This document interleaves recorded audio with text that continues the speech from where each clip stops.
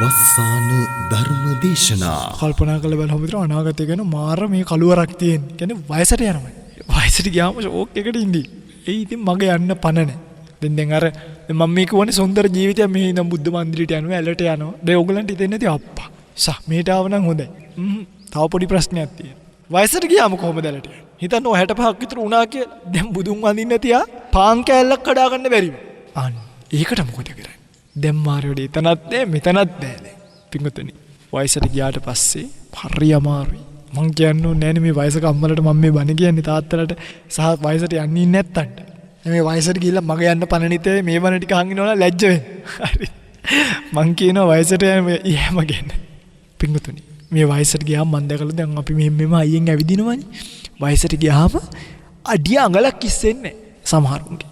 මෙහෙම චුට්ටක් මේ හරිනියන් මේ කෝච්චයක් යනවා. ඒකත් මේ යන ගමන් වැටෙනවා දඩස් ගන්න. දැන් මට මතකයි මම වයසක ස්වාමීන් වහන්සේ නමකට උපස්ථාන කළා මගේ පැවිද්දේ. මේක හොඳ අත්දැකීමක්. මේක හරි වටිනවා. උන්වහන්සේට එක පළවෙනි තමයි ඔය කියන ඇවිදින්න. උන්වහන්සේට ඇවිදින්න බෑ. ඇවිදින්නේ මෙහෙම කෝච්චිය වගේ. ඒකයි. කාමරේ ඉඳන් සංඝාවාසයට එන්න උන්වහන්සේ දැන් 5ක විතර නවතිනවා. දොරේ උළුහුව ගාවට ඇවිල්ලා පළවෙනියටම හතියාරි. ඊට පස්සේ ආයිත් බිත්ති අල්ලන් හැරමිටියක් එක අතින් අල්ලන් අනිත් අතින් බිත්ති අල්ලගෙන ඇවිල්ලා තව තැනකදී ආයි හතියාරි. ඊට පස්සේ පුටුව ගාවට ගිහලා ඉඳ ගන්න බෑ. අර හරියටම ෆ්ලයිට් එකක් ලෑන්ඩ් කරනවා වගේ මෙහෙම පුටුව ගාවට ගිහලා එක පාට දඩස් කාලා පුටුවට වැටෙනවා. කියන අර දනිස්සෙන් ගැම්ම ගන්න බෑ. අපේ දනිස්සෙන් අපි හිමින්සරේ මෙහෙම පහත් කරනවා ලෑන්ඩ් කරනවා. එහෙම බෑ. ඕව ගිය ගමන් වැටෙනවා ඩොක්ක. වඩාගෙන අරන් ගියේ. වාහනෙට දාගන්න බෑ. රෝද පුටුව වල දාගෙන, ට්‍රොලි වල දාගෙන, ඉස්පිරිතාල ගානේ තියාගෙන ජරා දුක. හිතන්න මේ ජීවිතේ අපේ කෙලවර ඒ වගේ දුක. ජරා අපෝ වයසට යනවා වයසට යන කාලේ. එහෙම මේ ලේසියෙන් වයසට යනවා කියලා හිතන්න එපා. වයසට ගිහිල්ලා හොඳ බොඩි බිල්ඩර් කෙනෙක් වගේ ඉඳී කියලා. වයසට යනවා කියන එක මාර දුකක්. ඒකේ විඳින්න වෙන ඒකේ තියෙන ඉෆෙක්ට් එක පොඩි නෑ. ඒකේ විඳින්න වෙන පීඩාව පොඩි නෑ. දිනපතා නවතම ධර්ම දේශනා ශ්‍රවණය කිරීමට වස්සාන ධර්ම දේශනා අපගේ YouTube නාලිකාව දැන්ම subscribe කරන්න. බෙල් අයිකනය ක්ලික් කරන්න.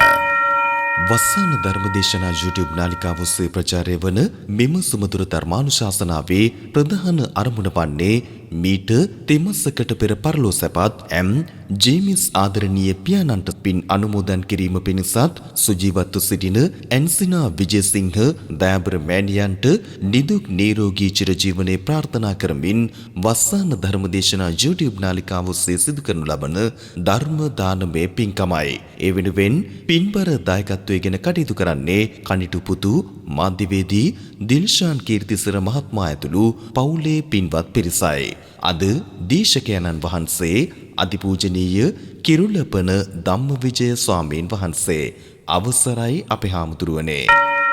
සමන්ත චක්කවාලේසු අත්‍රා ගච්ඡන්තු දේවතා සද්ධම්මං මුනි රාජස් සුනන්තෝ සග්ග මොක්ඛදං ධම්ම ශ්‍රවණ කාලෝ අයං භදන්තා ධම්ම ශ්‍රවණ කාලෝ අයං භදන්තා ධම්ම ශ්‍රවණ කාලෝ අයං භදන්තා.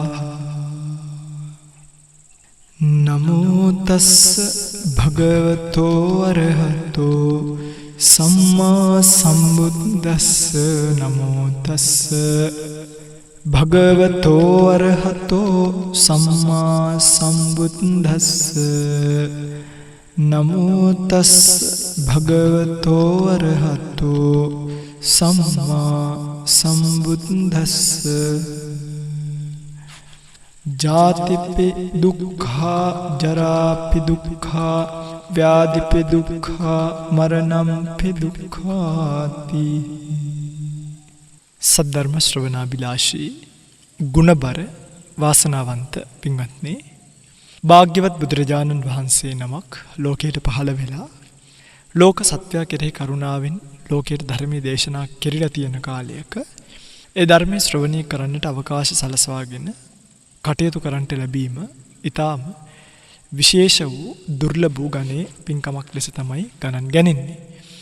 අද දවසේ මේ උතුම් ධර්ම දේශනාව ලක්වැසි ලෝවැසි බොහෝ දෙනෙක්ට ඒ ආකාරයෙන් ශ්‍රවණය කිරීමට අවකාශය සලසා දෙමින් ධර්මදේශනාවේ විකාශන දායකත්වයේ ගෙන කටයුතු කරන බව සිහිපත් කරලා තියෙනවා. අම්පාර සියඹලවැව අංක 9න් 174 නිවසේ විසූ එම් ජේම්ස් ආදරණීය පියාණන් සමු අරගෙන 2021 සැප්තැම්බර් 8 වෙනි දිනට 3 මාසයක් සපරීම නිමිත්තෙන් පියාණන්ට පින් අනුමෝදන් කිරීමට ආදරණීය මෑණියන් එන්සිනා විජේසිංහට දීර්ඝායුෂ ප්‍රාර්ථනා කිරීමට අද දවසේ මේ ධර්ම දේශනාව සිද්ධ කරන බව සිහිපත් කරලා තියෙනවා. ධර්ම දේශනාවෙන් අනතුරුව නම්ගම් සිහිපත් කිරීමට කාලය ගනිමින් කාලය ධර්ම දේශනාව සඳහා යොමු කර ගන්නවා. පින්වත්නි, බුදුරජාණන් වහන්සේ නමක් ලෝකෙට පහළ වුණාට පස්සේ මේ සත්වයාට පුළුවන්කම ලැබෙනවා තමන් මුලා වෙලා ඉන්න මුලාවෙන් ගැලවිලා එළියට එන්න. මොකද මේ සංසාර ගමනක් යන සත්වයා මේ සංසාරේ එක්තරා ආකාරයකට පීඩා විඳිනවනේ. හැබැයි ඒක ඒ සංසාරේ තැවෙනවා කියන කාරණාව කිසිම කෙනෙක්ට ලේසින් දැනෙන්නේ නැහැ පින්වතුනි. ඒ දැනෙන්නේ නැති නිසාම ඔවුන් මේ ජීවිතේ ලැබිලා තියෙන අවස්ථාව යම් යම් දේවල් හොය මොනවා හරි දේවල් හොය විඳින්න උත්සාහ කරනවා. හැබැයි ඒ විඳින්නයි කියලා ඔවුන් උත්සාහ කරන්නේ මේ කතාව හොඳට තේරුම් ගන්න. ඔවුන් උත්සාහ කරන්නේ මේ ඇහැ හරහා, කන හරහා, නාසය, දිව, ශරීරය හරහා යම් යම් ආරම්මන මනසට දීලා, මනස වෙත කියලා මෙතනදී ගන්න හිත, ඒ හිත සතුටු කිරීමේ ක්‍රමවේදයක තමයි සත්වයා ඉන්නේ. එතකොට ඇහැ හරහා රූප හොයන්න මහන්සියක් වෙන්න එපයි. කන හරහා රූප හොයන්න මහන්සියක් වෙන්න ඕනේ. කන හරහා ශබ්ද අහන්න. නාසය හරහා ගඳ සුවඳ ලබා ගන්න මහන්සියක් වෙන්න එපයි. දැන් ඔයගොල්ලෝ හිතන්න නිකන් හඳුන් කූරක් ගැහුවාම සුවඳයි. එතකොට හඳුන් කූරු පෙට්ටියක් අපි ගේන්න ඕනේ. ඒක ගේන්න කඩේට යන්න ඕනේ. කඩේට ගියාට වැඩක් නැහැ, සල්ලි තියෙන්න ඕනේ. සල්ලි හොයන්න ජොබ් එකක් තියෙන්න ඕනේ. ජොබ් එකක් කරන්න අධ්‍යාපනයක් තියෙන්න ඕනේ. බලන්නනේ බෙන්දේ හඳුන් කූරු පෙට්ටියක් ගන්න විදින්න දුක මිනිස්සේ. දැන් මේකත් එක්ක සත්වයාගේ සැපය, සාමාන්‍ය ලෝකේ ජීවත් වෙලා ඉන්න සත්වයාගේ සැපය දුක මිශ්‍රයි. වෙහෙස මිශ්‍රයි. පීඩා මිශ්‍රයි. යම් කිසි කෙනෙක් හොරාට සල්ලි අච්චු ගෙවුවොත් ඒ සල්ලි හොර සල්ලිනේ. සමහරු අධාර්මිකව යම් කිසි දානයක් ඉපදුවොත් ඒ ධනය අධාර්මික වස්තුව. ඒ අධාර්මික වස්තුවෙන් දෙන දානීය මහත්ඵල නැහැ. අනේකගේ ධම්මේන ලද්දා සුපසන්න චිත්ත. ධාර්මිකව ලද දෙයක් වෙන්න. අධාර්මිකව උපයපු ධනෙ අධාර්මිකයි වගේ. දැන් සල්ලි වල අධාර්මික කියලා ලියවිලා නැහැ. හැබැයි අධාර්මික උපයපු නිසා ඒක අධාර්මිකයි. වෙහෙසෙන් උපයන සැපය වෙහෙස මිශ්‍රිතයි. ඒ නිසා කවදාවත් සත්වයට රූප හරහා, ශබ්ද හරහා, ගන්ධ රස ස්පර්ශ හරහා, ධම්මාරම්මන හරහා 100% සැපයක් උපදවා ගන්න පුළුවන් කමක් නැහැ. 100% සැපයක් උපදින්නේ නැහැ. හේතුව ඒක එකක් තමයි කෙලෙස් වලින් වැහිලා තියෙන්නේ. අනිකනේ කිව්වේ අට්ඨකංකාලූපමා කාමා කියලානේ, මේ කාමයේ ඇට කෑලි වගේ කියලා. බල්ලට ඇට කෑල්ලක් අහුණාම ඒ සතා ඒක කන්නේ ඒ මස් කට්ට හැපෙනකොට කටු ඇනිලා තුවාල වෙන තමන්ගේම උගුරේ ලේරහා බලන්න. ඒ වගේ සත්වයා උට තේරෙන්නේ නෑ මේ තමන්ම මහන්සි වෙලා ඒ මහන්සියෙන්ම යමක් උපදවගෙන එයින් සතුටු වෙන්න උත්සාහ කරනවා. ඒකේ තියෙන්නේ තමන්ගේම මහන්සිය කියලා දැනෙනවා නම් දැනෙන්න එපයි. තමන් මේ සතුටු වෙන්නේ තමන්ගේ මහන්සියට. තමන් මේ සතුටු වෙන්නේ තමන්ගේ වෙහෙසට. තමන් මේ සතුටු වෙන්නේ තමන්ගේ පීඩාවට. තමන් මේ තමන්ගෙන් වැය වූ ධර්මතාවලට සතුටු වෙන්නේ. කුඹුරක් කරන කෙනෙක් මාස ගාණක් කුඹුරත් එක්ක ඔට්ටු වෙලා වී ටික අතට අරගෙන මේ ඇතියන්තන් දැන් මන් දින්නා කියලා හිතනවා. තමන් මඩත් එක්ක ඔට්ටු වෙච්ච සතුට, අවුවේ කට්ට කාපු සතුට, නියපුතු වස්සට මඩ ගිහිල්ලා තියෙන සතුට දේ විඳින්නේ. වී ටික අවුවේ දාගෙන වේල අවුවේ කරවෙවි. ඔය වී වේලෙන කාලේට මිනිස්සු කළු වෙනවා කරවල කෑලි වගේ. හොයන්න බැරි වෙනවා. අපි කාගේ හරි මේ ටිකක් වැඩිපුර කළු වෙලා තිබ්බොත් අපි ඒක නෑනේ මොකෝ වී වේලුවයි. අහනවනේ වී වේලුවයි. හේතුව අර කියන තත්වයට ඒ අය විසින් පත් වෙලා. නමුත් සත්‍යයට මේක දැනෙන්නේ නැහැ. හැබැයි බුදුරජාණන් වහන්සේගේ ධර්මය ඇතුලේ ඔන්න ඔය කියන වෙහෙසෙන් ලැබිය හැකි සැපය කියන එක දුරු කරනවා. වෙහෙසෙන් ලැබිය හැකි සැපය දුරු කරනවා. සැපය ලබන්න පුළුවන්. වෙහෙසින් ලබන්න පුළුවන් සැපේ දුරු කරනවා. එහෙනම් කොහොමද ලබන්නේ? විවේකජං පීති සුඛං. විවේකී විපදිච්ච සැපයක් තියෙනවා. දැන් පැවිද්දෙක් මගේ පිංගුතුනි හොඳට කල්පනා කරන්න පැවිද්දෙක් සතුටින් ඉන්නේ. අපි සතුටින් නෙමෙයි නම් මේ කැලේට වෙලා ඉන්නේ නෑනේ. හැබැයි අර කාමයන් සෙවීමේ දුක අපිට නෑ. කාමයන් සෙවීමේ දුක අපිට නෑ. ඒ කාමයන් පරිස්සම් කරගැනීමේ දුක අපිට නෑ. මේ සෙනසුනක් වුණත් මහා බලාපොරොත්තු තියාගෙන මේ සෙනසුන් වල ඉන්නේ නේ. අපි අසුරු කරන්න ගත්තොත් කාව හරි අනිවාර්යයෙන්ම ඒ කියන්නේ 100%ක් නම් විශ්වාසය තියාගන්න අපි දන්නවා බෑ කියලා. කොහොමද තියන්නේ? හේතුම් පටිච්ච සම්භූතෝ හේතු භංගා නිරුජ්ජති. චිත්ත චෛතසික පරම්පරාවෝ හේතුන්ට අනුරූපීව හටගෙන හේතු නැති වෙනකොට නිරුද්ධ වෙනවා. පිංගුතුනි. බුදුරජාණන් වහන්සේගේ ධර්මයේ තේරුම් ගන්නවා නම් මෙන්න මේ පරියාය තේරුම් ගන්න ඕනේ. මෙන්න මේකින් උපදින සතුටයි මේ පරියාය තේරුම් ගත්තට පස්සේ ලැබෙන මානසික නිදහසයි. ඒ නිදහස මත පදනම් වෙන ධර්ම අවබෝධයයි තමයි සත්‍ය එක්ක නිවනට එක්කයි යන්නේ. එහෙම නැතුව එක එක්කෙනාව ලොකු කරගන්න තම තමන්ගේ ආයතන ලොකුයි කියන්න. තම තමන්ගේ ගුරුහාමුදුරුවන්ගේ පැවැත්ම කියන්න. ගුරුහාමුදුරුවන්ගේ මේ පරම්පරාව කියන්න. ඉගෙනගත්තු ධර්මතාරණා ධර්ම පොත් පෙන්නන්න. ලොකු හාමුදුරුවෝ හරි කවුරු හරි කෙනෙක් ළඟ හිටපු කෙනෙක් මරුණාට පස්සේ ආයා දිව්‍ය ලෝකෙ ගියේ අපිට හීනෙන් ඇවිල්ලා මෙහෙම කිව්වයි කියන්නේ. ඔබ ඔයගොල්ලෝ දන්නේ නැතුණාට ඒගොල්ලෝ මේ රහත් වෙලා හිටියේ සෝවන් වෙලා හිටියේ අභිඥා ලබාගෙන හිටියේ දාන ලබාගෙන හිටියේ කියලා මොනවද ඒ ලබන තුච්ච සතුට? එහෙම සතුට බුදුරජාණන් වහන්සේගේ ශාසනයේ නේ. ඒවා මේ ලෝකයට අයිති ධර්මතා. තමන් තුළ තියෙන ප්‍රතිපදාව ලෝකෙට පිඟුතුනි ආධ්‍යාත්මය කියන එක ලෝකෙට පේන්නේ නැහැ. පෙන්වන්න දඟලන්නත් හොඳ නැහැ. බාහිරට පේන්නේ ආධ්‍යාත්මය නෙමෙයි, ගුණය. සීලය නෙමෙයි පේන්නේ, ගුණය. සීලය තම තමන්ට පුද්ගලිකයි. ගුණයයි ලෝකෙට පේන්නේ. කවුරු හරි කෙනෙක්ගේ සීලය මයින් යනවා නම් පේන ටිකෙන් ඒකම අඥානකමක්. කවුරු හරි කෙනෙක්ගේ ආධ්‍යාත්මය මයින් යනවා නම් පේන ටිකෙන් ඒකම අඥානකම.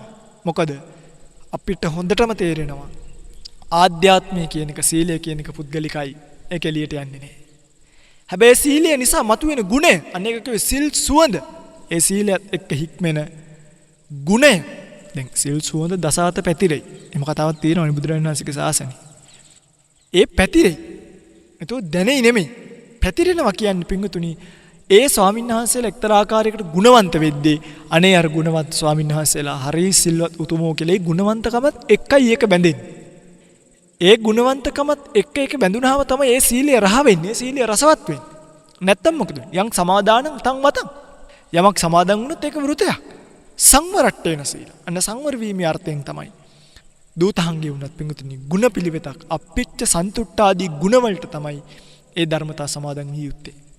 එහෙනම් හේතුම් පටිච්ච සම්භූතෝ හේතු භංගා නිරුජ්ජති කියන ධර්මතාවය වටහා ගත්තට පස්සේ කිසිම කෙනෙක් ගැන 100% විශ්වාසය අපිට තියන්න බෑ.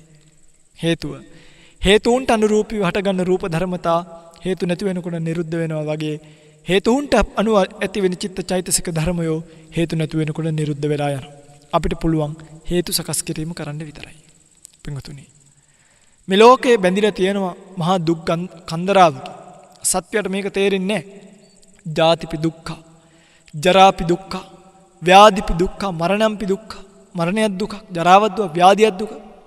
අප්පියේහි සම්පයෝගෝ දුක්ඛෝ, පියේහි විප්පයෝගෝ දුක්ඛෝ. අල තියෙනවා. යං පිච්ඡන්න ලබති තම්පි දුක්ඛං. යමක් කැමති දෙයක් නොලැබෙනවද ඒකත් දුකක්. මේ දුක් එක්ක ලෝකේ සත්‍ය ඔක්කොම බැඳිලානේ. බලන්න කොගොල්ලෝ මේ ජීවිතේ මේ දුකේ නැද්ද කියලා. පළවෙනි ජාති දුක. බලන්නේ නැද්ද කියලා. සත්‍ය ඉපදීමට පත්වීමම ලෝකෙට මහ දුකක්. ඒ ඉපදීමත් එක්ක යාට ලැබෙනවා මේන්ටේන් කරන්න ඕනේ නැත්නම් නඩත්තු කළ යුතු පංචස්කන්ධය. අන්නේ ස්කන්ධ පහ අම්මගේ බඩේ ඉඳන් මේ ලෝකෙට ඉපදෙන අවස්ථාව මහ දුක. අවීචි ඉන්නවා වගේ කියන අම්මගේ කුසය තුල ඉන්නකොට අපායක ඉන්නවා වගේ කියලා කියන්නේ. අපායක ඉන්නවා වගේ. අම්මා ලුණු ඇඹුල් ටිකක් කනකොට උණු වතුර ටිකක් බොනකොට ගින්දර හැලියක පැසවෙනවා වගේ කියලා කියන්නේ. ලෝකෙම නිරේකට වෙන්න කියලා කියන්නේ. බලන්න අම්මගේ බඩින් එළියට එන දරුවෙක් අර බඩ ඇතුළේ හිර වෙලා ඉඳලා දැන් ඕගලන්ට පුළුවන්ද ඕගලන්ගේ සයිස් එකේ පෝර බෑග් එකක් මහලා ඒ පෝර බෑග් එකට දාලා මාස 2-3ක් තිබ්බොත් ඉන්න පුළුවන්ද? පින්තුනි ලේසි නෑ. තත්පරෙන් තත්පරේ දැනෙනවා යනවා. හැබැයි ඔබත් මමත් දස මාසයකට ආසන්න කාලයක් මව් කුසේ ඉඳලා තමයි මව් කුසෙන් එළියට එන්නේ. පිඟුතුනි. හිරගේක දස මාසයක් ඉන්නවක ලේසි මව් කුසේ දස මාසයක් ඉන්නවට වඩා. කතා කරන්න බෑ, අඬන්න බෑ, රිදෙනවා, හිර වෙලා නැමිලා, අතපය පොඩි වෙලා එළියට එන වෙලාවේ අම්මගේ මව් කුසින් කොයිතරම් දුකක් විඳිනවද සත්වයා? මිනිස්සු ඔක්කොමලම අඬාගෙන උපදින්නේ හරියට අලියෙක් අර ඉන්දිකට තුඩකින් එහා පැත්තට එනවා වගේ කියලා දක්වලා තියෙනවා. කොයිතරම් අමාරුද අම්මගේ ශරීරයෙන් අපිට එළියට එන්න. මොන තරම් දුකක් විඳිනවද? සමහරක් වෙලාවට එන්නේ නැති වෙනකොට අර මේ වැකියුම් වගේ දාලා අදිනවා එළියට. බලෙන් අදිනවා පිටුතුනි මේ ඔළුවට හරි කොයිට හරි දාලා.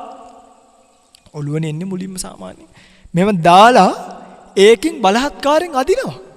ඒ ඉපදීමට පිටුතුනි ඔබත් මමත් භාජනය වුණා මේ ජීවිතේ. හොඳයි මේ මනුෂ්‍ය ජීවිතේ ඉපදීමනේ. මට මතකයි මම ඔය එක්තලා ආරණ්‍යක හිටියා නාගලන කියලා. අරිසිමලයේ වනසේනාසන සංචිතයට අයිති. මේවට ඉස්සර කරන්ට් තිබ්බේ නෑ. පස්සේ කාලෙදි මේ ලයිට් කණු දාන්න කියලා රෑ හවස වලවල් කපලා ගියා.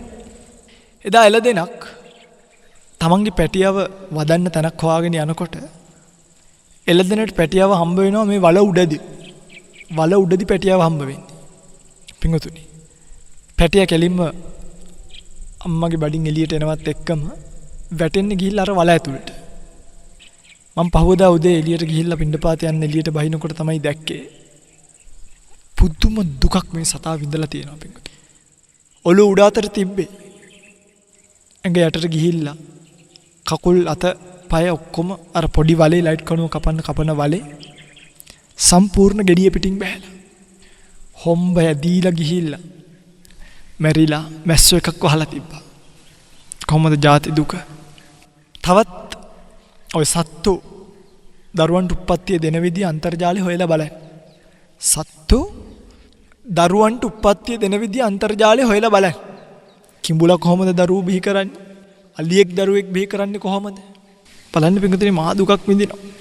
ගවයෙක් දරුවෙක් බිහි කරන්නේ කොහොමද? බල්ලෙක් පැටව ගහද්දි කොහොමද? පූසෙක් පැටව ගහද්දි කොහොමද? මේ ඔක්කොම බලන්න. පිටුතුනි මිනිස්යාට මෙච්චර තාක්ෂණයේ දියුණු වෙලා තියලත් තවමත් සමහරක් වෙලාවට අම්මලගේ බඩින් සීස කරලත් දරුවෝ ගන්නවනේ, කපලත් ගන්නවනේ. හේතුව ජාති දුක කියන එක පිටුතුනි මහත්.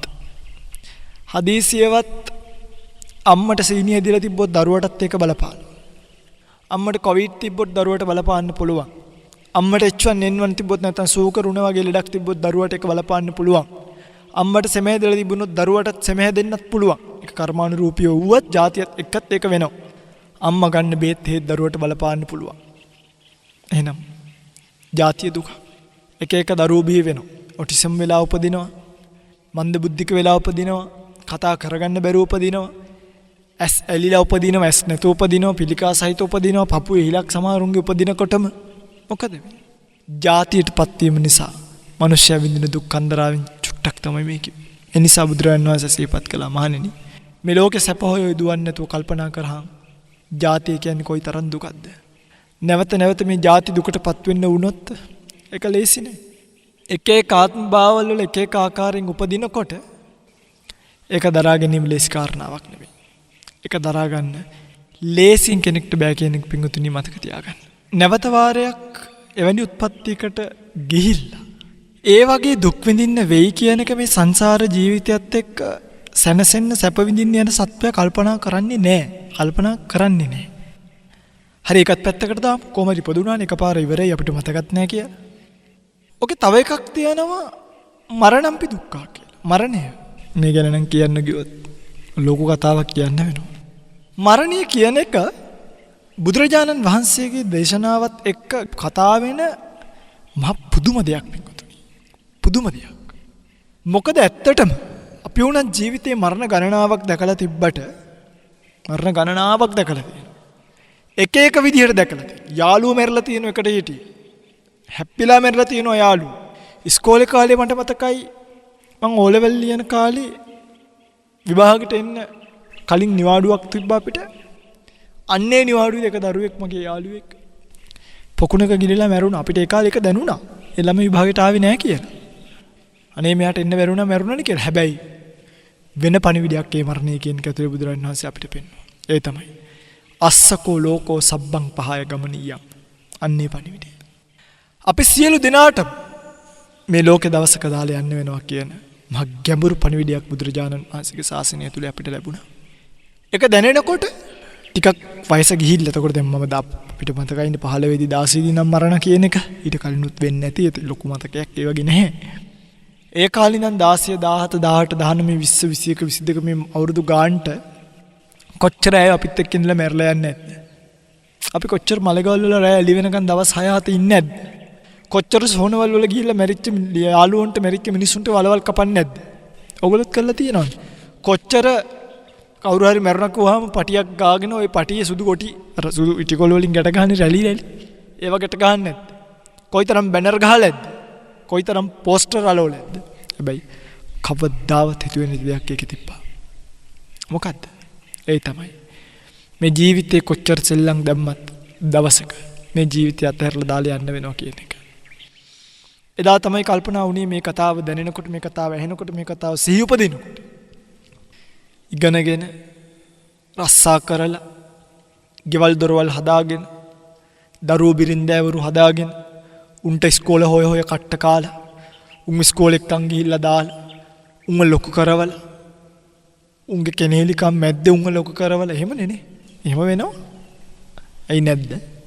අම්මෙක් තාත්තෙක් ගෙදරක රණ්ඩු වුණොත් මම උදාහරණයක් කියන්නේ.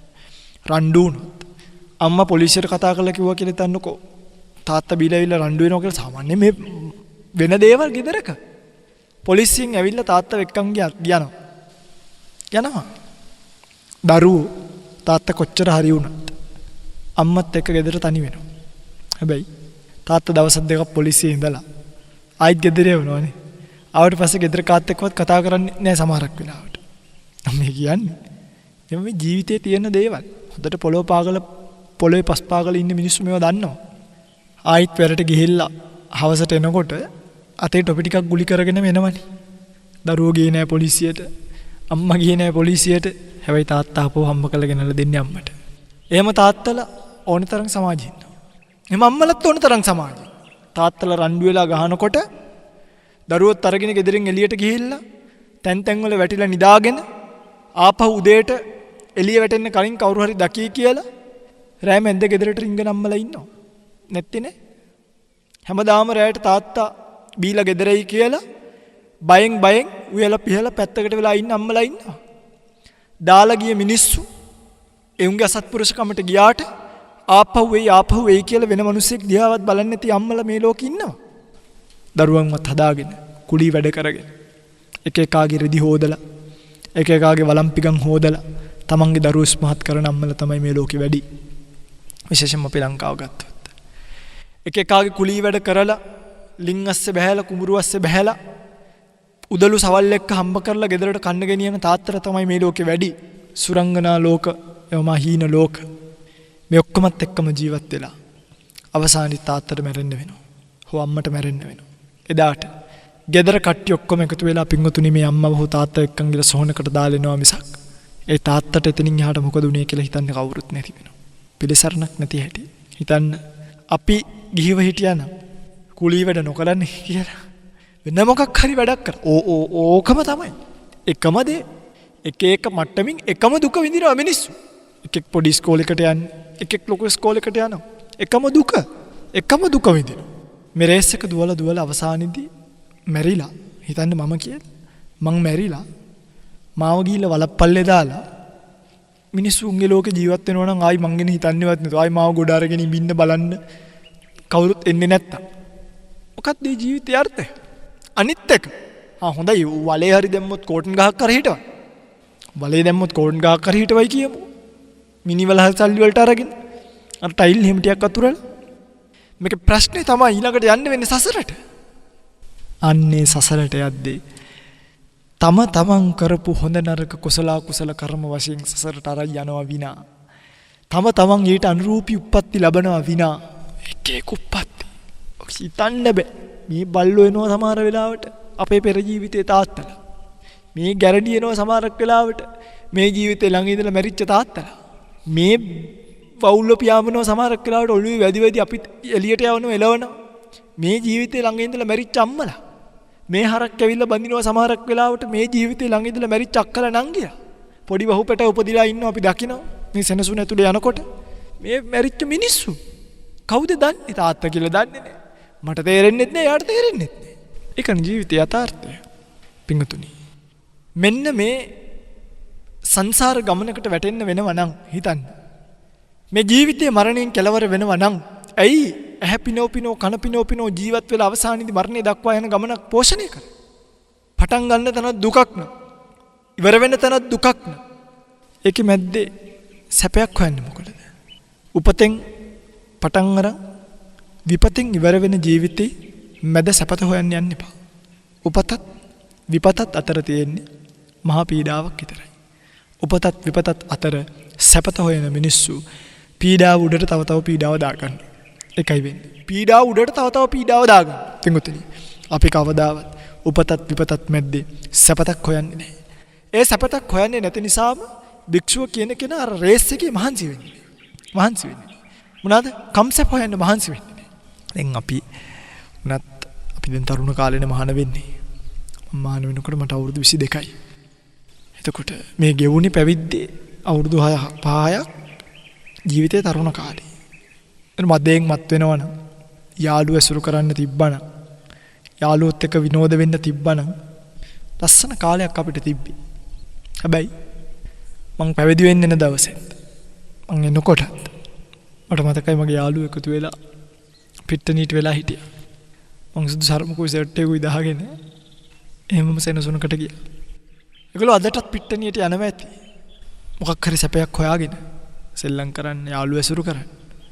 හැබැයි දැන් ධම්මජෝ සයන්ස් අවුරුදු 6කින් ගිහිල්ලානේ. නුමුත් වෙනස තමයි ඔවුන් අදටත් වෙහෙසෙනවා. ඔවුන් අදටත් මහන්සි වෙනවා. ඔවුන් අදටත් පීඩා වෙනවා. ඔවුන් අදටත් රේස් එකක අපි රේස් එක දුවන්නේ නැහැ. ඔවුන් ලබන සැපය නිසා වෙහෙසින් ලබන සැපයක් අධාර්මිකව උපයපු ධනය අධාර්මික ධනය. වෙහෙසින් උපයපු සැපත වෙහෙස කර සැපත. අපි සතුටින්ද? අනේ සතුටින්. කන්න ලැබෙන්නේ මොනවද? බොන්න ලැබෙන්නේ මොනවද? ඒවා වැඩක් නෑ පිටුර. අපිත් ඇලක් තියෙනවා. පෑන් පහසු වෙන්න තරම මොහොම කැලේ වෙද්දෙන් පැනලා පෑන් පහසු වෙලා ආයි කුටියට එනවා. ඉඳගෙන ඉන්න තුරා මේ හොඳ ගහක් හොයාගෙන ගහ යටට පැදුරක් දාගෙන ඉඳන් ඉන්නවා. එතන එහෙම ටිකක් සැතපෙන්න හිතුනොත් පැදුරේ මෙට්ටයක්ුයි පැදුරකුයි දාගෙන එතන චූට්ටක් කියලා සැතපෙන්න පුළුවන්. පොතක් කියවන්න හිතුනොත් එහෙමම ගහ යටට වෙලා පොතක් කියවන්න පුළුවන්. බුදුන් වඳින්න යන්න හිතුනොත් ඕම අනිත් පැත්තෙන් කැලේ මැද්දෙන් පැනලා බුද්ධ මන්දිරයට ගිහලා බුදුන් වඳලා එනවා. ඒකට ගියාට පස්සේ ඒකුට ටයර් එකක් දාලා තියෙනවා. මම මේ කියන්නේ ඕනන් ටිකක් වෙලා ඒකෙත් ඉඳගෙන ඉඳලා ආයි මින්සරේ කළුවරේ මේ පාර දිගේ කුටියට ආවම හරිම සුන්දර කුටියක් තියෙනවා. ඔයික ඇතුළට ගියාම ඔයික ඇතුළේ එක පැත්තකින් බුදු පිළිමයක් පේන්න තියෙනවා. අනිත් පැත්තෙන් පොත් ටිකක් පේන්න තියෙනවා. බලන්නකො ජීවිතයක නිදහස. ආයි නාන්න යන්න හිතුනොත් හෙට උදේ එන්න කියලා ආයි නාන්න යනවා. දානිය විල්ල තියෙනවා. වතුර ටික තියෙනවා. මහා පුදුමයි වින්ගතුනි. මේ සේනාසනෙත් ඉන්න බල්ලු 20ක් විතර. උන් ඉතින් යන එනකොට කකුලේ ඇවිල්ලා පැටලිලා ඉඹල කරලා යනවා. කුරුල්ලන්ගේ සද්දය හෙන්න තියෙනවා. විල් ටික දැක්කාම නෙළුම් මල් පිපිලා තියෙනවා බුදුන්ට පිදෙන්න වගේ. බෝ කුටිවල කරුඬු තියෙනවා. කරුඬු ඇතුලේ ධාතුන් වහන්සේලා වැඩිනවා. මේ බුදුරජාණන් වහන්සේගේ මහරහතන් වහන්සේලාගේ ජීවමාන ධාතුන් වහන්සේ. චුට්ටක් එහෙට මෙහෙට කැරකිලා බැලුවාම පේන්නේ සිවුරු විතරයි. උන්වහන්සේලා ගාව ඉරිසියාකම් නැහැ. කුහකකම් නැහැ. පීඩාවක් නැහැ. දැක්කාමත් සනීපයි. මතක් වුණාමත් සනීපයි. පුදුම නිදහසක් නෙදී.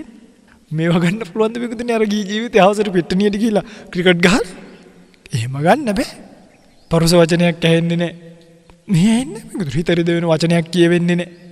දැක්කම ඇඟිලි බැඳගෙන කතා කරන්නේ. පින්වත් ස්වාමීන් වහන්සේ, පින්වත් ලොකු ස්වාමීන් වහන්සේ. කොහමනේ? කොහමද නිදහස? ඒ නිදහස උඩට තව එකක් වැටෙනවා ධර්මය. ඒක වල්බూరు නිදහසක් නෙවෙයි. ඒ නිදහසේ කැමති දේවල් හිතේ හිත ඕන දේවල් ක්‍රිකට් ගගා ඉන්නේ නැහැ අවසට. වොලිබෝල් ගගා ඉන්නේ නැහැ, බැඩ්මින්ටන් ගගා ඉන්නේ නැහැ. දෙපැත්තට බෙදිලා. කබඩි කර ඉන්නේ නැහැ. මොකද කරන්නේ? පොතක් කුටියකට ගිහිල්ලා වටපිට බැලුවොත් කසින මණ්ඩලයක් තියෙනවා. පොතක් පෙරලලා බැලුවොත් බුද්ධ භක්තිය, නිර්වාණ විනිශ්චය, ත්‍රිපිටක ග්‍රන්ථ. සමහර කුටි ගාවින් යනකොට මට ඇහෙනවා පිරිත් දාලා තියෙනවා. මේ කුටි ටික පව් කරගෙන යනකොට පිරිතු තාගෙන යන්නේ. මෙහෙම ඉඳන් දැන් ඔය බුද්ධ මන්දිරයට යන පාරේ තියෙන කුටි 10ක් 12. ගියොත් ඒ කුටි ගාවින් එක ස්වාමීන් වහන්සේ නමක් පිරිත් අහනවා. එක ස්වාමීන් වහන්සේ නමක් බණක් අහනවා. එක ස්වාමීන් වහන්සේ නමක් භාවනා කරනවා. තව ස්වාමීන් වහන්සේ නමක් සිවුරක් හොදලා වැලේ වනනවා. මහා පුදුමයි පින්වතුනි. අර ඔයගොල්ලෝ දකින්නවා නේද පින්තූරවල මේ පැරණි ගම්මාන. ඔයගොල්ලෝ කියන්නේ ෂා ඒ කාලේ ලස්සනයි කියලා. මේ ලස්සනයි. ඒ කාලේ ලස්සන නෑ. මෙහෙ ඇවිල්ලා බලන්න. මේ නිදහසින් ලබන ප්‍රීතියට කියනවා නිරාමිස. ආමිසයෙන් නෙමෙයි මේ ලබන්නේ. තමන් තුලින් උපදවාගත්ත විවේකයකින් කෙලස් පස්සේ දුවන්නේ නැති කාමච්ඡන්ද, ව්‍යාපාද, තීන මිද්ද, උද්ධච්ච, කුක්කුච්ච, විචිකිච්ඡා මේවා යට කරපු අංග පාතූර් භාවයෙන් ලබන විතක්ක ਵਿਚාර පීති සුඛ ඒකග්ගත ප්‍රථම ධාන, ဒုတိ ය ධාන, තෘතිය ධාන, චතුර්ථ ධාන උපදවාගෙන වාසය කරන භික්ෂුන් මේ ලෝකෙ වැඩ ඉන්නේ. විපස්සනා ඥාන උපදවාගෙන ලෝකයේ තියෙන සංස්කාර පිළිබඳව අනිත්‍ය වශයෙන්, දුක්ඛ වශයෙන්, අනාත්ම වශයෙන් බලන භික්ෂුන් වහන්සේලා මේ ලෝකෙ වැඩ ඉන්නේ. ඒ නිසා උපතත් විපතත් අතර අර කියන ක්‍රූර සැපත හොයන්නේ නැතුව නිදහස් වෙන්න. දරුවන්ට ඉස්කෝලේ හොයන්නයි, දරුවෝ හම්බ හදන්නයි, උංග පන්ති ගිහිල්ලා දාන්නයි, විභාගෙට බෝධි පූජා තියන්නයි, නෝන ලසනීපුණා විස්පිරිතාල ගානේ කැඳ පැකට් බත් පැකට් උස්සයි යන්නයි. මොකටද මරණයෙන් කෙලවර වෙන ජීවිතයක මේ නාඩකම්? පුළුවන්. නිදහස් වෙලා බලන්න. දරුවෝ ඉස්කෝලේ ගෙනියන්නේ නැහැ. ටියුෂන් ගෙනියන්නේ නැහැ. අර ස්කවුටින් කරන්න ඕනි කියන්නේ නැහැ, බැඩ්මින්ටන් ගහන්න ඕනි කියන්නේ නැහැ, වූෂු කරන්න ඕනි කියන්නේ නැහැ, ක්‍රිකට් ගහන්න ඕනි කියන්නේ නැහැ. මේක හරිය නිදහස්. අරයට දරුවා අරයට ගහලා කියලා නඩු වෙන්නේ නැහැ. උන් නරක වේද කියලා හිතේ ඉන්න ඕනේ. කෙල්ල පැනලයිද කියලා හිතේ ඉන්න ඕනේ. කෙල්ලව කාටද බන්දලා දෙන්නේ කියලා හිතේ ඉන්න ඕනේ. සමහර තාත්තලට අම්මලට තියෙන ප්‍රශ්න සල්ලිත් තියෙනවා, කෙල්ලත් හොඳයි බන්දලා දෙන්නේ එකෙක් නේ. බැඳලා ගියාට පස්සේ මොනවා වෙයිද කියලා හිතෙනවා. මාත් යනවා කියලා හිතෙනවා. ඔන්න ජීවිතේ හැටි. මේ දෙකේ තියෙන වෙනස තේරුම් අරගෙන පින්වතුනි නවතින්න බලන්න. ඒ නිදහසට ධර්මයක් වැටුනහම ඒක තව ලස්සනයි. කොහොමද? පින්වතුනි ධර්මතාවයක් විදිහට අපි හිතමු මෙහෙම. පිව උපතින්නම් විපත දක්වා. මේක හොඳ ලස්සන කතාවක්. උපතින්නම් විපත දක්වා අපි යන ගමන ජරාපි දුක්ඛ. අපි ටික ටික වයසට යනවනේ. හරිද? දැන් අපිට තේරෙනවා කල්පනා කරලා බලහම විතර අනාගතය ගැන මාර මේ කලුවරක් තියෙන. කියන්නේ වයසට යනවා. වයසට ගියාම ෂෝක් එකට ඉඳී. ඒ ඉතින් මගේ යන්න පණ නැහැ. දැන් අර මම මේ කියන්නේ සුන්දර ජීවිතය මේ ඉඳන් බුද්ධ මන්දිරයට යනවා, ඇලට යනවා. දැන් ඕගලන්ට හිතෙන්නේ නැති අප්පා. මේට ආව නම් හොඳයි. තව පොඩි ප්‍රශ්නයක් තියෙනවා. වයසට ගියාම කොහොමද ඇලට යන්නේ? හිතන්න 65ක් විතර වුණා කියලා. දැන් බුදුන් වඳින්න තියා පාන් කෑල්ලක් කඩා ගන්න බැරිව. අන්න ඒකට මොකද කරන්නේ? දැන් මාරෙවල එතනත් නෑ මෙතනත් නෑ දැන්. පින්වතුනි වයසට ගියාට පස්සේ හරි අමාරුයි. මං කියන්නේ නෑනේ මේ වයසක අම්මලට මම මේ බණ කියන්නේ තාත්තලට සහ වයසට යන්නේ නැත්තන්ට. මේ වයසට ගිහිල්ලා මග යන්න පණනිතේ මේ බණ ටික අහන් ඉන්නවනම් ලැජ්ජ වෙන්න. හරි. මං කියනවා වයසට යෑම ගැන. පින්වතුනි මේ වයසට ගියාම මම දැකලා දැන් අපි මෙහෙම අයියෙන් ඇවිදිනවනේ. වයසට ගියාම අඩිය අඟලක් ඉස්සෙන්නේ සමහරුන්ගේ. මෙහෙම චුට්ටක් මේ හරියනම් මේ කෝච්චයක් යනවා වගේ. හැකරල්ලෙක් යනවා වගේ මෙහෙම මට පෙන්වන්නේ කොහොමද ඉතින්? මෙන්න මෙහෙම ඔන්නෝම තමයි ඇවිදින්නේ. ඒකත් මේ යන ගමන් වැටෙනවා දඩස් ගන්න. දැන් මට මතකයි මම වයසක ස්වාමීන් වහන්සේ නමකට උපස්ථාන කළා මගේ පැවිද්දේ. මේක හොඳ අත්දැකීමක්. මේක හරි වටිනවා. උන්වහන්සේට එක පළවෙනි දේ තමයි ඔය කියන ඇවිදින්න. උන්වහන්සේට ඇවිදින්න බෑ. ඇවිදින්නේ මෙහෙම කෝච්චිය වගේ. ඒකයි. කාමරේ ඉඳන් සංඝාවාසයට එන්න උන්වහන්සේ තැන් 5ක විතර නවතිනවා. දොරේ උළුහුව ගාවට ඇවිල්ලා පළවෙනියටම හතියාරි. ඊට පස්සේ ආයිත් බිත්ති අල්ලන් හැරමිටියක් එක අතින් අල්ලන් අනිත් අතින් බිත්ති අල්ලගෙන ඇවිල්ලා තව තැනකදී ආයි හතියාරි. ඊට පස්සේ පුටුව ගාවට ගිහලා ඉඳ ගන්න බෑ. අර හරියටම ෆ්ලයිට් එකක් ලෑන්ඩ් කරනවා වගේ මෙහෙම පුටුව ගාවට ගිහලා එක පාට දඩස් කාලා පුටුවට වැටෙනවා. කියන්නේ අර දනිස්සෙන් ගැම්ම ගන්න බෑ. අපේ දනිස්සෙන් අපි හිමින්සරේ මෙහෙම පහත් කරනවා ලෑන්ඩ් කරනවා. එහෙම බෑ. ඕව ගිය ගමන් වැටෙනවා ඩොක් ගන්න. හම්මේ කියනවා. මට තාම මතකයි මගේ කම. හම්මේ කියනවා. ඊට පස්සේ එතන එකට ඉඳගත්තොත් 5 විතර වෙනකම් මෙතන. පොතක් කියවන්න බෑ. කට නිකන්ම මෙහෙම වෙවි තියෙන කට. කට නිකන්ම මෙහෙම වෙවි තියෙනවා. පොතක් කියවන්න බෑ. ඇස් වලින් කබ එනවා, කඳුළු වෙනවා. සමහරක් වෙලාවට කටින් කෙලවැක් කෙරිලා. සමහරක් වෙලාවට කැසිකිලියට යන්න ඕන වුණාම කැසිකිලි යාගන්න මෙහෙම ඉතනින් නම් අඩි 25ක 30ක දුර. උන්වහන්සේට දැනෙන්නේ නෑ. මම කියන්නේ දැනෙන්නේ නෑ Tamante ඒ කාර්යයට යා යුතුයි කියලා. සමහරක් වෙලාවට ඇඳගෙන ඉන්න සිවුරු අඳනවලම මල මුත්‍රා පහ වෙනවා. ඔන්න මල මුත්‍රා පහ වෙනවා ඇඟේ. කවුරු හරි පොඩි හාමුදුරුවෝ කෙනෙක් ඕක අස් කරන්න ඕනේ. හැම හාමුදුරුවෝම සත්පුරුෂ නෑනේ. කොච්චර බයිනවද සමහර වෙලාවට. මේ මල කරුමේ මෙහෙමයි අරකයි මේකයි කියලා සමහරව බයිනවද නේ. මොකද හැම කෙනෙක්ට මේ ගුණේ පිහිටන්නේ නෑ. මට මතකයි උන්වහන්සේ ආපහු අරගෙන ගිහිල්ලා. ඒ අනුකර සමහරක්කට මුත්‍රා ටික හැලෙනවා මුළු සංඝාවාසි දිගේම. මල මුත්‍රා ටික හැලෙනවා. උන්වහන්සේව ගිහිල්ලා මුලින්ම ඉන්දෝනවා. වොෂ්රූම් එකේ ඉන්දෝලා අර මුළු සංඝාවාසෙම සුද්ධ කරගෙන ඇවිල්ලා උන්වහන්සේව පෑන් පහසු කරන්න. දැන් බලන්න මේ ස්වාමීන් වහන්සේ නමක් නැත්තම් ගෙදරකේ හිටියනම් ගුටි කන්න වෙනවා දරුවන්ගේ. ඒ දරුවෝ එහෙම ආදරේ නැහැ පින්වතුනි. එහෙම නැහැ. ආයෙත් මම මේක හොඳටම දන්නවා ලොකු වෙනකොට එපා වෙනවා. ඉඳලම තමයි දරුවෙක් එහෙම කරොත් කරන්නේ.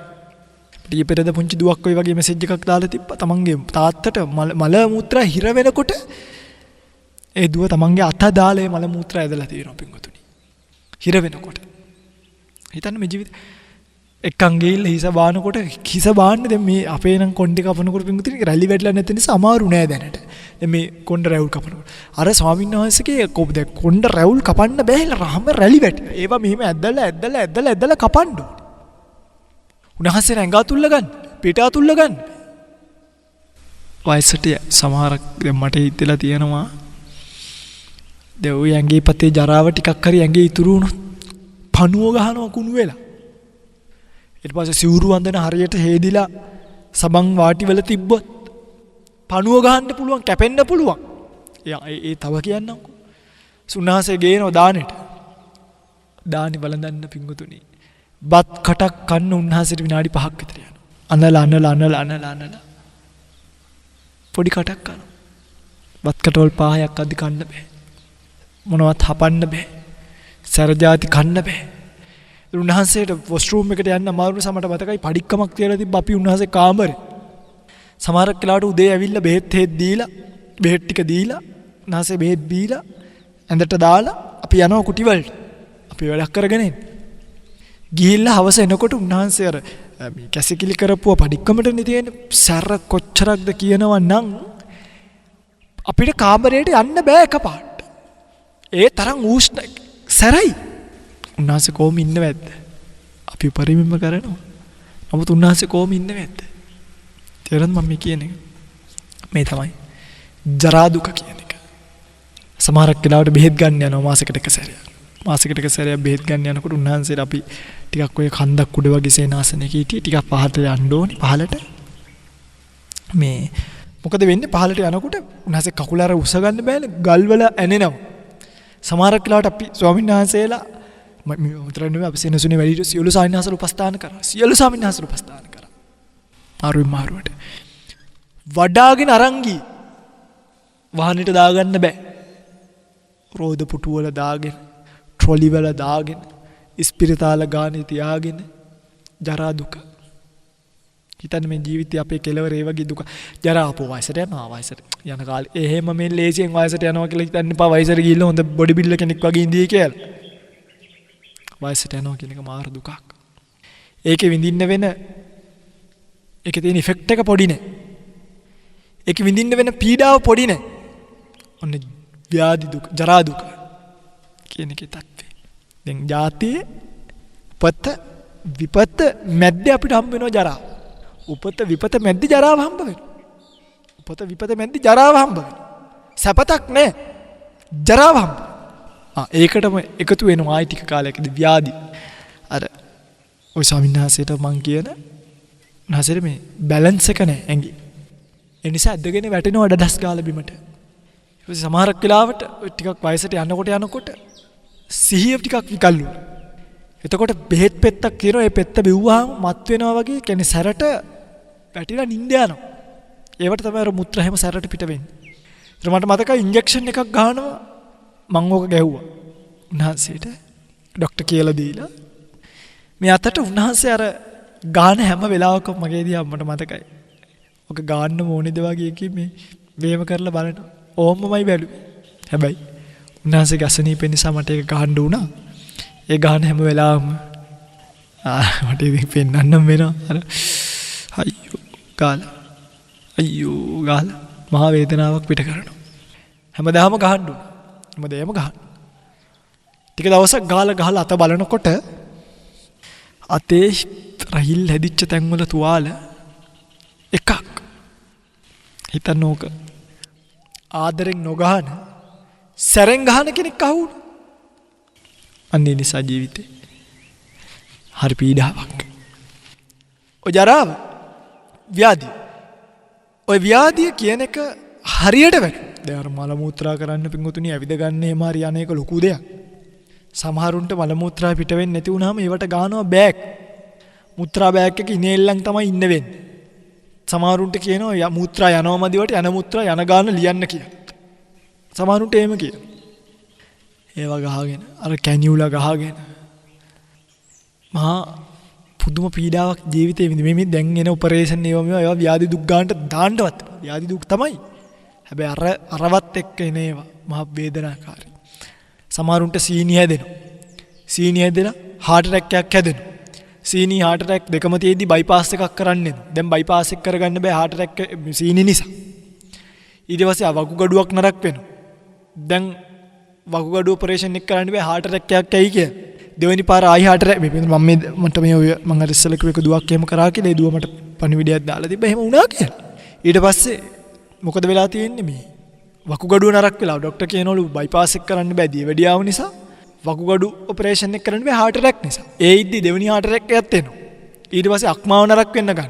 ඊට පස්සේ මොළයට විස බීජයක් යනවා. අනේ වින්ගොතින් මිනිස්සුන්ට වෙන දේවල් අවසානයේ දුක් විඳලා නැති වුණා. අසුචි මල මුත්‍රා කළු පාටින් යනකොට නැති වුණේ. ඒ ගානට මිනිස්සු වැටෙනවා පිටුතුනි. ව්‍යාධියත් එක්ක. මිනිස්සු අසරණ වෙන ගානෙමයි එමටයි. ඔය පහුගිය දවසක මම අපේ අම්මා සනීප වෙලා හොස්පිටාලෙට එක්කන් ගියා මේ අනුරාධපුරේ. යනකොට එක ස්වාමීන් වහන්සේ නමක් මේ රෝදපුටුවක ඉන්නවා. මම අම්මා ගාවිද්දි මගෙත් එක ගිය පොඩි ස්වාමීන් වහන්සේ ඒ ස්වාමීන් වහන්සේ ගාවට ගියා. යම් උන්වහන්සේ හරි ලස්සන කතාවක් කියලා තිබ්බා. එතකොට මේ පුළුවන් කාලට ගොඩක් අය ඉන්නවා. බැරි වෙනකොට තනියම රෝදපුටුවක හිටියේ මට මතක විදිහට. තනියම හිටියේ. බැරි කාලට කවුරුත් නැහැ. මේ தത്വෙට අපි කාටවත් මුහුණ දෙන්න වෙනවා පොඩි ආයතුන් කියලා කිව්වා. පොඩි ආයතුන් ඕක මේ ළඟකදීත් මාත් එක්ක කිව්වා. එනේ ඒ තරම් එක හිතට කාවැදිලා. ස්පිරිතාලයකට ගියාම තමයි තේරෙන්නේ මිනිස්සු කොච්චර දුක් විඳිනවද කියලා. පසංගතරව මේවා බින්දුර මේ අතිරේක වෙන දේවල්. මනුෂ්‍ය ස්වභාවිකවම වයසටපත් මේ ලෙඩවීමට භාජනය වෙනවා ගොදුරු වෙනවා කිව්වහම ඒක කොයිතරම් පීඩාවක්ද. ඒ නිසා ජාතියත් මරණයත් මැද්දේ ජරාවත් ව්‍යාධියත් මිසක් සැපතක් නම් හොයන්න යන්න එපා. ඒක හොඳට මතක තියාගන්න ඕනේ. ජීවිතය කියන එක හැමතිස්සෙම අවබෝධ කරගන්න ලැබෙන්නේ නැහැ. මේ ලැබිච්ච අවස්ථාවේ අතහැර ගන්නත් එපා. තව කියන්න නම් ගොඩක් දේවල් තියෙනවා. ඔය කිව්වේ ප්‍රධාන දුක් ඔය ජීවිතයේදී අප්‍රියයන් හා එකතු වෙන්න අප්‍රියෙහි සංපයෝගය. අප්‍රියයන් හා එක් වෙන්න ලැබීමත් දුකක් නෙනේ. පියෙහි විප්‍රයෝගෝ දුක්. ප්‍රියයන් එක්ක ඉඳලා වෙන් වීමත් දුක. බලන්න අප්‍රිය මිනිස්සු එකතු වුණාම අපේ ජීවිතේම උඩු යටිකුරු වෙනවනේ. ඒතර ප්‍රියයෝ වෙන් වෙලා ගියාම සමහරුන්ට පපුවේ අමාරු හැදෙනවා. පපුවේ අමාරු හැදෙනවා පෙන්වතුනි. ලේසිනේ. හිතන්න අම්මගේ ඉස්සරහා තමන්ගේ දරුවෙක් නැති වුණොත්. අනිත් පැත්තත් එහෙමයි. දරුවෙක් ඉස්සරහා තමන්ගේ අම්මා තාත්තා මරණය කියන එක හිතන්න හදාගන්න මාර මනසක් තියෙන්න ඕන. ඒ අති ප්‍රබල මනස උපදව ගන්නවා කියන එක ලේසි වාසු කාරණාවක් නෙමෙයි. ඊළඟට යං පිච්ඡං ලබති තම්පි දුක්ඛං. යමෙක් තමන් කැමති දේ නොලබනවන අපිට කවදාවත් අපි කැමති දේවල් ලැබෙන්නේ නැහැ පින්වතුනි. අපිට තියෙන ලෝකේ තියෙන දේවල් ගන්න. තියෙන දේ ගන්නවා මිස කැමති දේවල් ලැබෙන්නේ හරි අමාරුයි.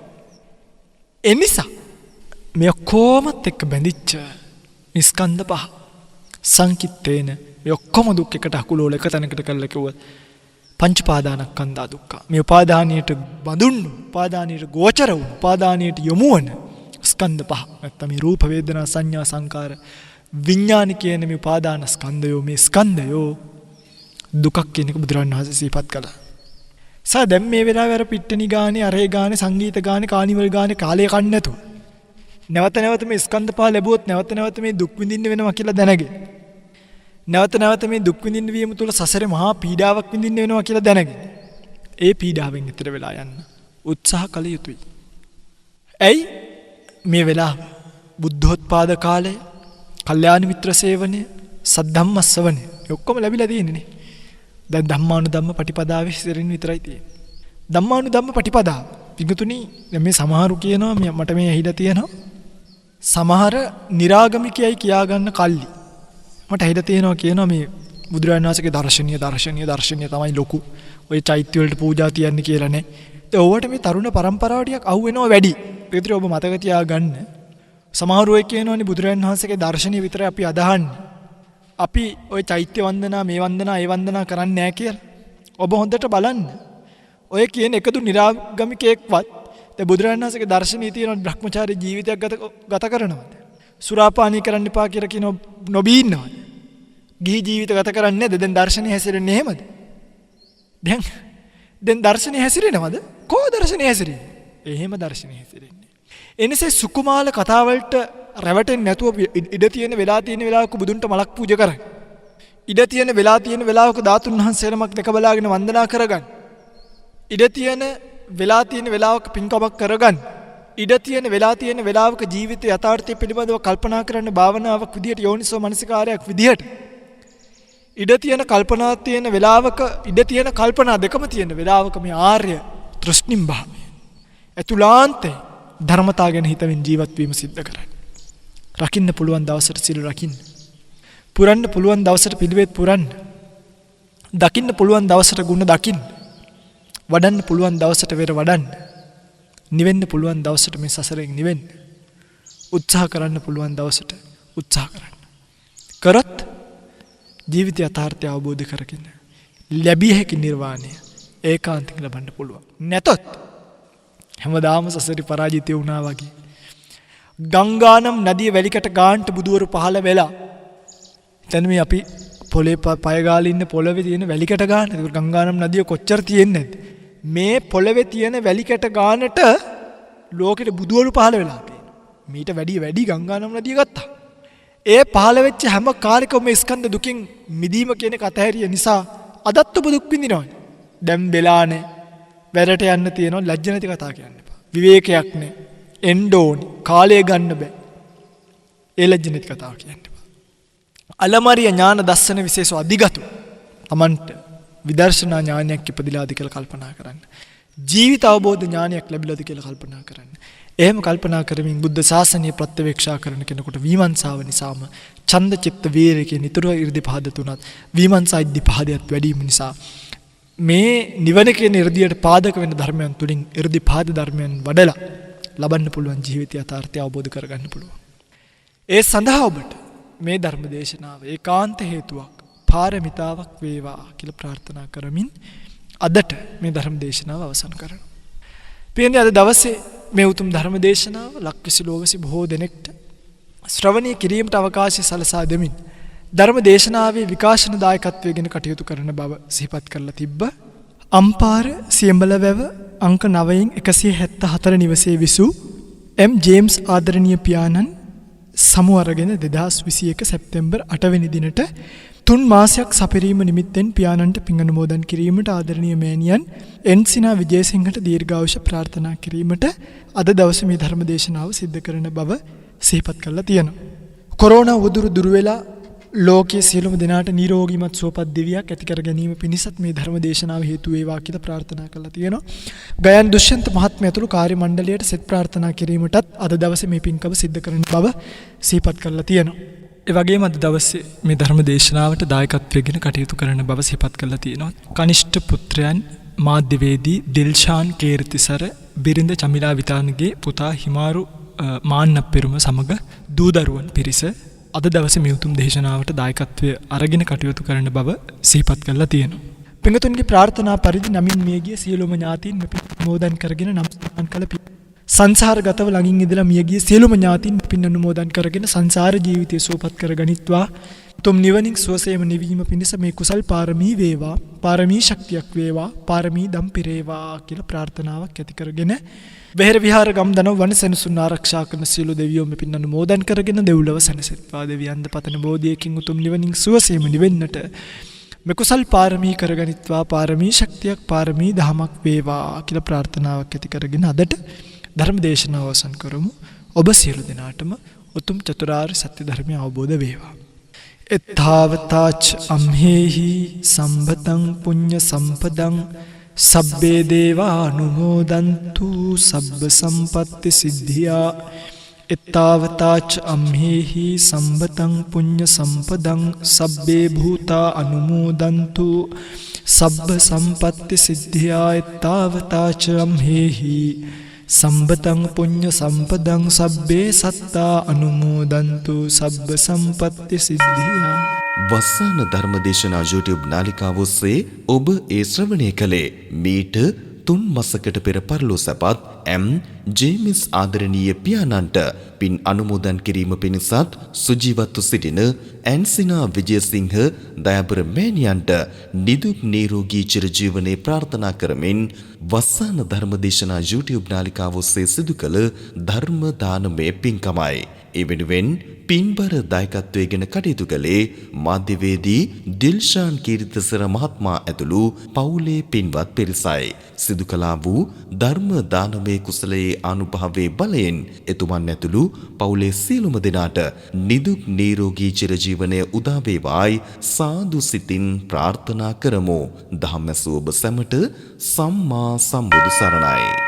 වස්සාන ධර්මදේශනා YouTube නාලිකාව ඔස්සේ දායකත්ව ධර්මදේශනාවක් ප්‍රචාරය කර ගැනීමට අවශ්‍ය නම් දැන්ම කතා කරන්න 071 57 57 13 දුරකථන අංකයට 071 57 57 13 දුරකථන අංකයට WhatsApp, Viber, ඊමෝ මගින් දැන්ම කතා කර ඔබේ දායකත්ව ධර්මදේශනාව දැන්ම වෙන් කරවා ගන්න. ධම්මසෝබ සැමට සම්මා සම්බුදු සරණයි. දිනපතා නවතම ධර්මදේශනා ශ්‍රවණය කිරීමට වස්සාන ධර්මදේශනා අපගේ YouTube නාලිකාව දැන්ම subscribe කරන්න. බෙල් අයිකනය ක්ලික් කරන්න.